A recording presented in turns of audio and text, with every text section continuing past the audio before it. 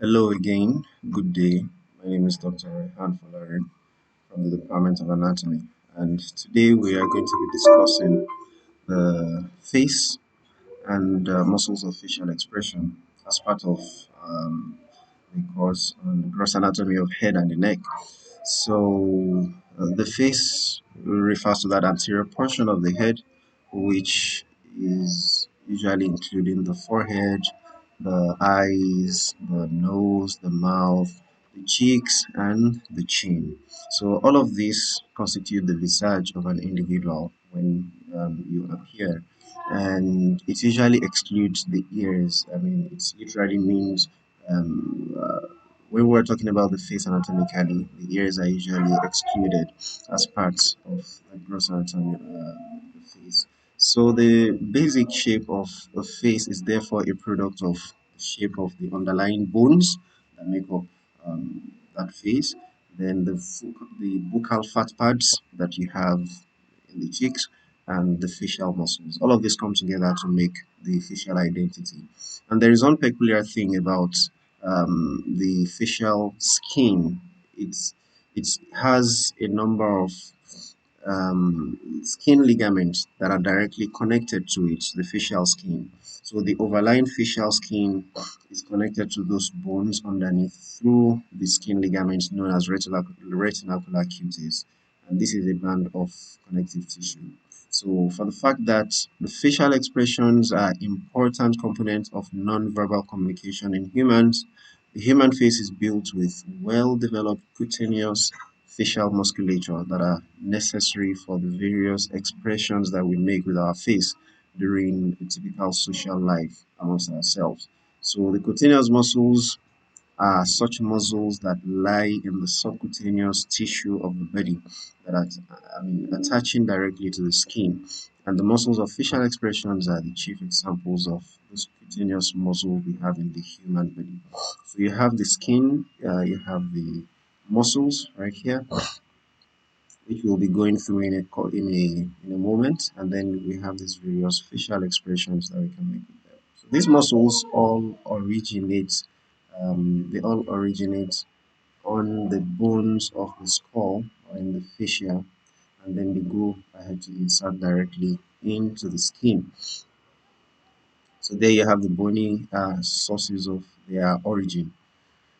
So, one peculiar thing about cutaneous muscles is the fact that animals also have it, right? It's a conservated feature of mammalian anatomy as well. So many animals also have cutaneous muscles over their trunks, and this allows them to what?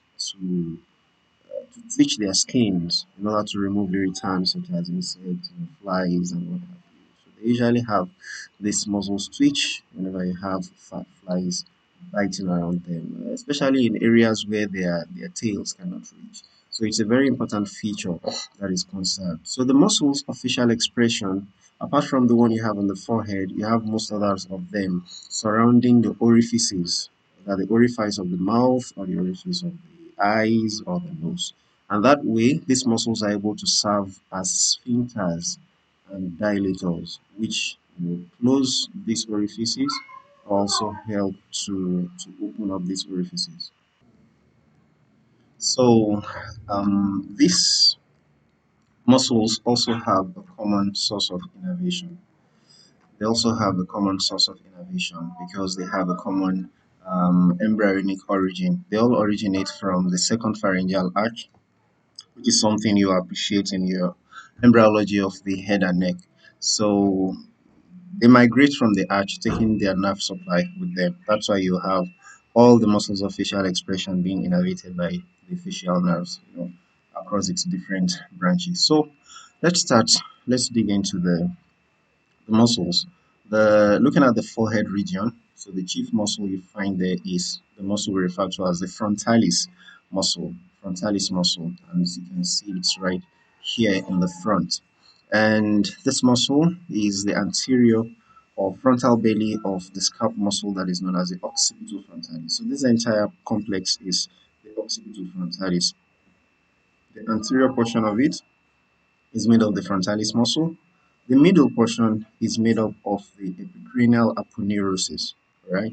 That's what you have here. While the posterior portion of it is the occipitalis. So the frontalis arises from the anterior part of the epicranial aponeurosis, otherwise known as the aponeurosis epicranialis, and is attached to the skin of the eyebrow. So because of this, we can say that yeah, so here's another picture that makes you appreciate the muscle again. So we can say that the frontalis has no bony attachments because it is arising not from a bone, it's arising from this aponeurosis and then inserting into the skin, so it doesn't have a bony attachment. So it has that peculiarity as a facial muscle. And it's when it contracts, you can expect that uh, it attracts its attachment point towards its origin point as muscles, skeletal muscles would do. So it raises the eyebrow, it elevates the eyebrow, and thus gives a surprised look. It also produces transverse wrinkles in the forehead when one frowns. So, like you see here, so the eyebrows are raised, and then you have these wrinkles formed when one is looking, either when one is frowning or when one is looking surprised. So, going into the regions around the orifices now, the muscles we have around the orifices. So, the first we're going to be looking at is uh, the orbital group of muscles. So the main muscles here are the orbicularis oculi and the corrugator supercilii. The orbicularis oculi is what is readily seen right here. Okay, it's readily seen right here. We'll be showing the corrugator supercilii subsequently. So these muscles control the movement of the eyelids, as you can see, their area of placement, and they protect the cornea from damage and excessive light by virtue of regulating the eyelids. And of course, the function of the eyelid is to keep the cornea as clear and moist by spreading tears around, ensuring the place is moist and, so to speak, lubricated. So the orbicularis oculi surrounds the eye socket and it extends into the eyelid. It has fibers that attach primarily to the medial orbital margins and the medial palpebral ligaments that you can see here. Okay, so it helps with this kind of movement. It has different parts, right? It has the orbital part, which we'll come to shortly, and then the palpebral part. Showing in this image here is the superior tarsal plate, lacrimal sac, the medial canthus, the medial palpebral ligaments, which is right here, the orbital septum. So these are the muscles that these are regions that receive that are related to the orbicularis oculi. So the connection of these fibers, contraction rather of the fibers, closes the eye by narrowing the palpebral fissure, which is the space you have in between the eyelids, and it assists the flow of lacrimal fluid or tears, like I mentioned earlier, by bringing the lids together, starting by closing the lateral part first before it progresses medially. So that's the way the palpebral fissure is usually closed. So it also wrinkles the lower forehead from that's the part that is medial to the eyebrow. So it wrinkles the lower part of the forehead vertically, as you can see in this illustration here. Okay, and you can also see it in this picture. So uh, when one squints, okay, the orbicularis oculi also help to draw that part down. So it consists of three main parts: the palpebral part, the lacrimal part, and the orbital part. So that's what we have seen here. Here is the palpebral part. This wider part on the exterior is the orbital part, which also extends here. So you have palpebral part right over the eyelids. Then orbital part is more around the orbit. Okay, And then you have the lacrimal part, which is more medial. Right. So the palpebral part, what it does is to gently close the eyelid, just as when one blinks or when one is sleeping naturally. So the palpebral part helps to ensure that the eyelid is closed gently, not tightly. Okay, and this is what keeps the cornea from drying out. So that's the orbital part. So it lies deep to the okay. So that's the orbital part. As for the palpebral part, pardon me. So this was the palpebral part, which is right here. It's gently.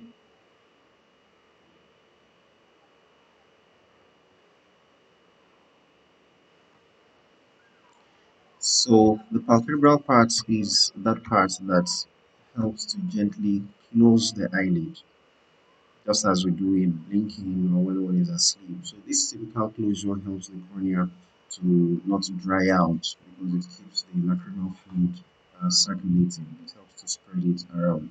So that's the palpebral part. As for the lacrimal part, it is deep to the palpebral part, right, and is often considered a part of it in some cases. So you may find some sources referring to the muscles as majorly the orbital and the palpebral part. So the lacrimal part draws the eyelid and the lacrimal puncta medially. Okay, the eyelid it draws it medially, therefore pressing the puncta, the lacrimal puncta, pressing it into the lacrimal lake so that capillary action can then pick up the lacrimal fluid from the lacrimal lake and drain the lacrimal fluid from it. So it's the lacrimal part that helps to press the lacrimal puncta to ensure that the tears moves in that uh, capillary action.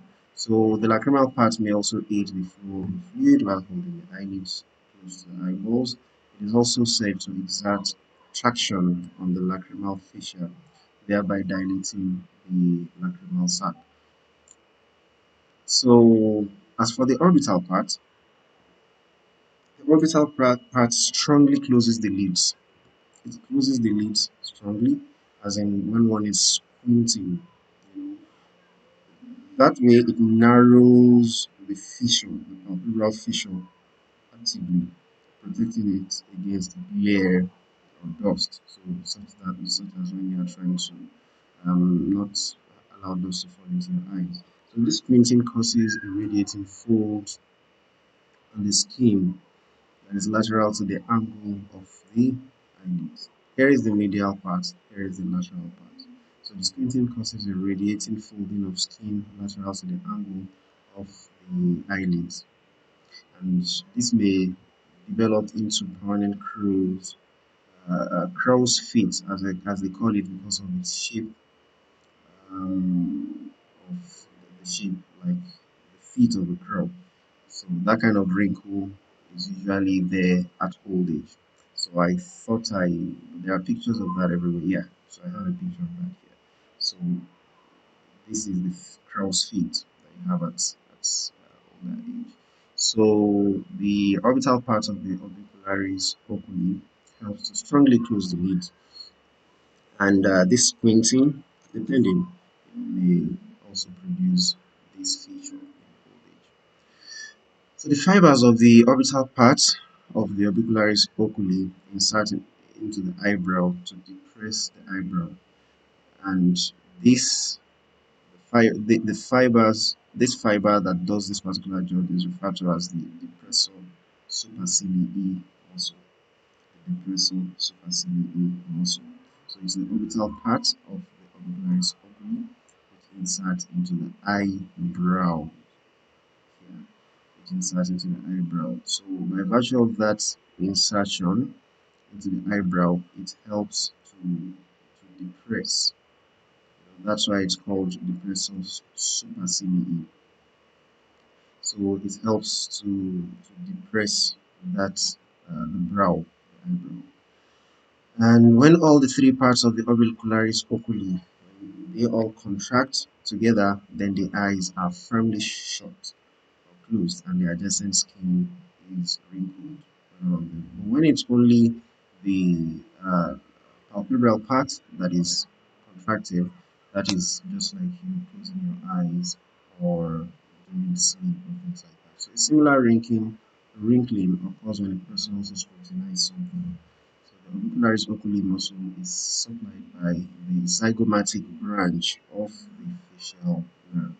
So next muscle we have around that region is the corrugator supercilii, which is deep to the it is deep to the frontalis, and then closely associated with the orbital part of the orbicularis oculi. So you can see the corrugator supercilii right here.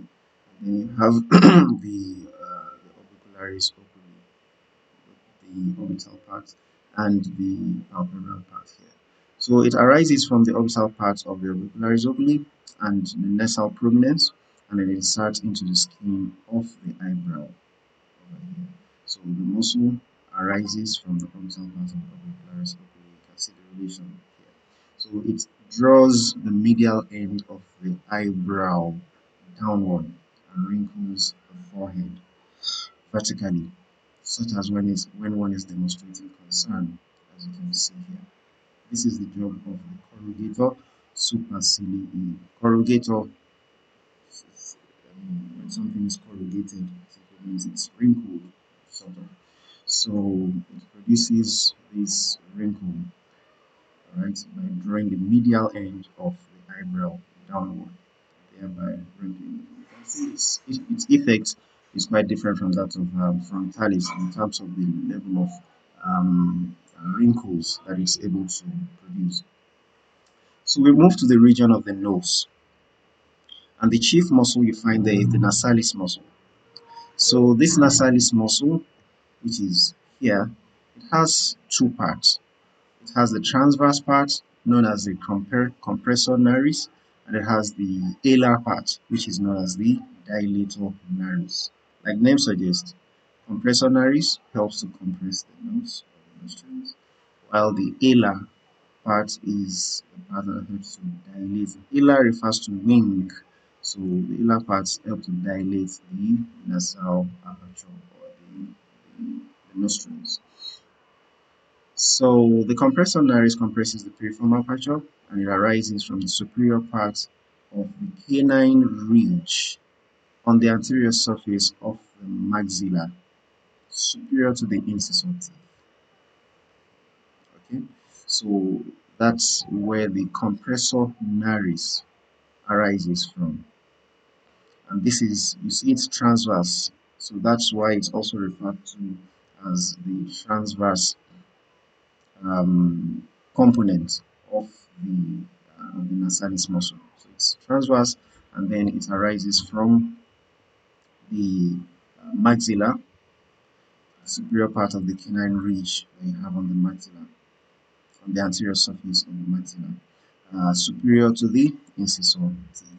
And then you have it passing superiormedially from that point, coming over here to the dorsum of the bridge of the nose.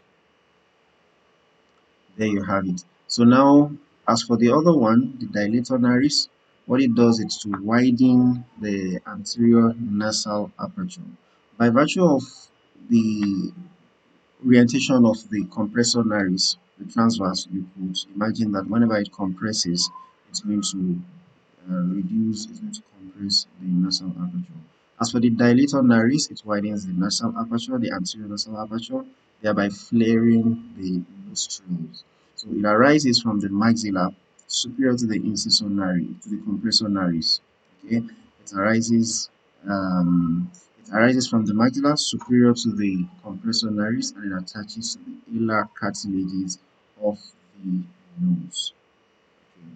So the dilator nares also draws the nostril down as occurs during fright and anger. So here you'll see the dilator nares at work in both of these pictures. Both parts of the nasalis, that's the compressor nares and the dilator nares, are supplied by the buccal branch of the facial nerve. Next muscle is the procerus. Procerus is a small slip of muscle that is continuous with the frontalis muscle. So it's pointed right here, and it passes from the forehead over the bridge of the nose, as you can see it here. So what it does by virtue of this orientation of it, okay, whenever it compresses, whenever it contracts, it's naturally going to draw the medial part of the eyebrow inferiorly, thereby producing transverse wrinkles over the bridges of the nose. So the action probably attempts, to reduce the glare of light, of bright light. It's also used when it's frowning at something. So that's what the procerus does, and it is supplied also by the buccal branch of the facial nerve. Next muscle we'll be considering is the depressor septi. The depressor septi arises from the maxilla superior to the central incisor tooth and it inserts into the mobile part of the nasal septum. So it's right here. So depressor septi, the name gives it away already in the sense that it depresses the septum, the nasal septum. So it assists the dilator nares part of the nasalis muscle to widen the nasal aperture during deep inspiration by virtue of this depressive um, ac- pull that it has on the septum. So it's also supplied by the buccal branch of the facial nerve.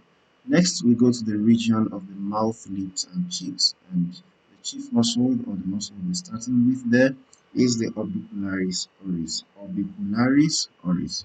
So this is a sphincter of the mouth, and is the first of the series of sphincters that are associated with the digestive tract that helps you to keep your food in place for digestion to be able to be possible.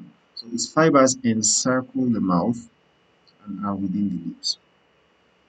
So normally, when the orbicularis oris is tonically contracted, the mouth is closed. When it's tonically, ordinarily contracted, the mouth is closed. But when it's further contracted actively, right? Whenever an active contraction happens, then this causes the mouth to become narrow as the lips pucker. And this is what you need to be able to whistle, amongst other things, or that reason you may want to make this kind of facial expression. So this is what occurs during active contraction of the orbicularis oris, not a passive contraction or the tonic contraction. A tonic contraction will just keep the mouth shut. So orbicularis oculi. I'm sorry, orbicularis oris. I mean. So the muscle is quite important, of course, during articulation, of course, during facial expression as well, right? So during articulation, and it compresses the teeth, thereby working with the tongue to hold food between the teeth during mastication. Okay. So it contributes towards some of the roles of the buccinator muscle. That's why this picture is relevant. So it's not only the orbicularis oculi that is at work here. Next muscle is the levator labii superioris. Levator labii superioris aliquinosa. This muscle, you don't mind its length, don't mind how long it is.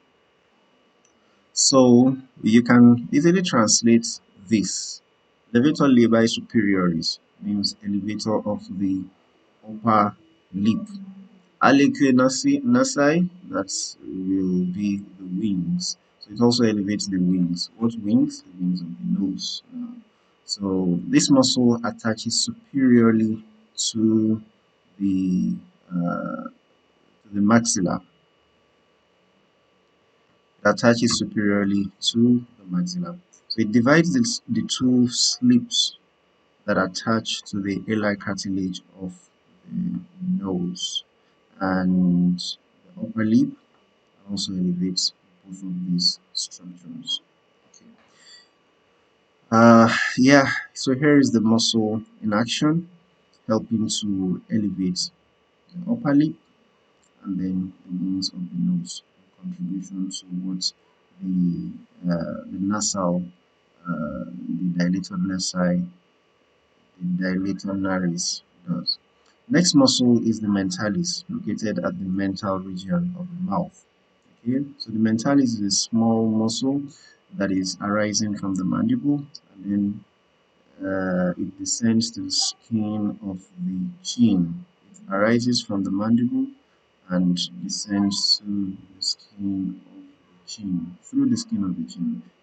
What it does is to raise the skin of the chin as you do during the expression of doubt.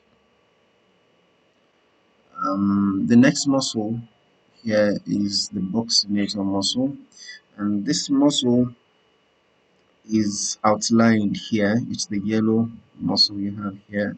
So it is thin, flat, and rectangular in shape. It attaches superiorly. Um, it attaches laterally to the alveolar processes of the maxillae and the mandible, as you can easily access here, opposite to the molar teeth. And it attaches to the pterygomandibular raphe, which you have here, okay, which is it's a tendinous thickening of the buccopharyngeal fascia, separating and giving origin to the buccinator muscle. Okay, so anterior to it is where you find the buccinator muscle. So this raphe will be posterior to the buccinator muscle. So the buccinator is quite active while smiling, and it also keeps the cheek taut, thereby preventing it from folding and being injured during chewing. The fibers of the buccinator muscle mingle medially with those of the orbicularis oris, and the buccinator also aids mastication by pressing the cheeks against the molar teeth during chewing to ensure that the food stands in line of grinding process by the teeth. So thus, working together with the tongue on the lingual aspect and the orbicularis oris anteriorly, the buccinator helps to hold the food between the occlusal surfaces of the teeth for you to be able to chew well. And the buccinator is also used during whistling and sucking by forcing the cheeks against the teeth. The buccinator was given this name because it compresses the cheeks during blowing, such as when a musician plays an instrument. The next muscle is the depressor anguli oris, and you can readily make that out in the sense that it helps to depress the angles of the mouth, as is seen in this facial expression. So the depressor anguli oris, not otis, pardon me, as the name indicates, depresses the angles of the mouth as when expressing pity. So posterior fibers of the platysma assist with this movement as well. Next muscle, so that was depressor anguli oris. Now the levator anguli oris, like the name suggests, helps to elevate the angle of the mouth. So it attaches superiorly to the infraorbital margin and inferiorly to the angle of the mouth. Pardon me, I skipped a picture. Adding a picture of this. So it elevates the corner of the mouth. Next muscle is the zygomaticus muscle, the major and the minor. So the major extends from the zygomatic bone to the angle of the mouth. So for that, it's able to draw the angle of the mouth superolaterally, different from what the levator anguli oris would have done. So it draws the not superiorly like the levator. So the zygomaticus draws it superolaterally, of course, during smiling or laughing. So if you're able to do this bilaterally, you have a different expression from this. But this is a unilateral contraction of the zygomaticus muscles. So the minor muscle is a narrow strip of muscle that passes obliquely from the zygomatic bone to the orbicularis oris. Both of these muscles help to raise the upper lip when showing content, or to deepen the nasolabial sulcus when showing sadness.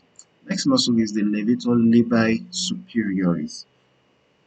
And what this does, and this is the advantage of understanding the root words. used in anatomical descriptions. So you see a number of these muscles already give out their function by virtue of the way they were named, and that's a good thing. So levator labii superioris, it helps to what? To elevate the lips, right? So it descends from the infraorbital margin to the upper lip. So this way, it's able to what? To raise and invert the upper lip. It also helps the zygomatic zygomaticus minor muscle to deepen the nasolabial sulcus. Okay, that's the sulcus you have here when showing sadness. Next is the depressor labii inferioris. This one, what does it do? As you can guess, it helps to depress the lower lip, right? It helps to depress the lower lip.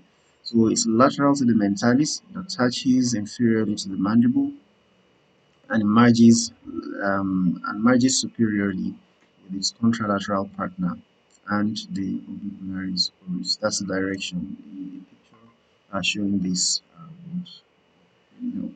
So it draws the lip inferiorly and slightly laterally, as you can see here. So here, both the levator labii superioris and the depressor labii inferioris are at work here. Okay, so it draws the lip inferiorly, that's the person labii inferioris, and slightly laterally, as when showing impatience. So you see the depressor labii inferioris also working here. Next muscle is the rhizoros, and you can see a smiling face here. So rhizoros is akin to the French word "rire," so for somebody to laugh. It's what we may call the laughing muscle. So the rhizoros is a variable muscle that arises from the platysma and fascia of the masseter muscle that attaches to the fascia that covers the parotid gland inferior anteriorly to the ear and to the angle of the mouth. So what it does is to draw the corner of the mouth laterally, such as when grinning and smiling nicely as shown here. So one would, I mean, if you were to suggest another name, it could have been maybe lateral version of the anguli oris muscles, the levator and the pressor. So it could have been the lateral pull, whatever Latin name that could be.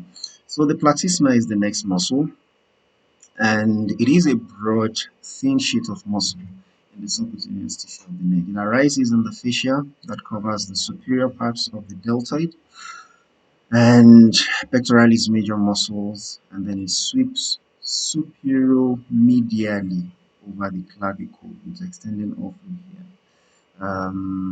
to cover the, the clavicle up to the inferior border of the mandible right here. That's the extent of the platysma. So it's quite wide and broad and thin. So the anterior borders of the two muscles decussate over the chin and then blend with the rest of the facial muscles. So the platysma, while acting from its superior attachment, what it does is to tense the skin, thereby producing these vertical skin ridges, covering great stress, and releases pressure on the superficial veins. So acting from its inferior attachment, however, the platysma helps to depress the mandible and draw the corners of the mouth inferiorly, as in when one is showing grimace. So the platysma is supplied by the cervical branch of the facial nerve. So you'll see that all of these muscles that I have discussed are innervated by the facial nerve. So the paralysis, I mean, of the things we can point to as clinical implications around this topic is the paralysis to the muscles. As for the orbital muscles, if the facial nerve gets damaged, the orbital muscles will cease to function.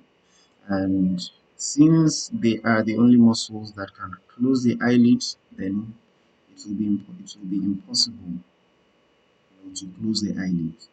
The eye cannot shut, and this can cause the cornea to dry out. So this has a special terminology to it. You know what that is?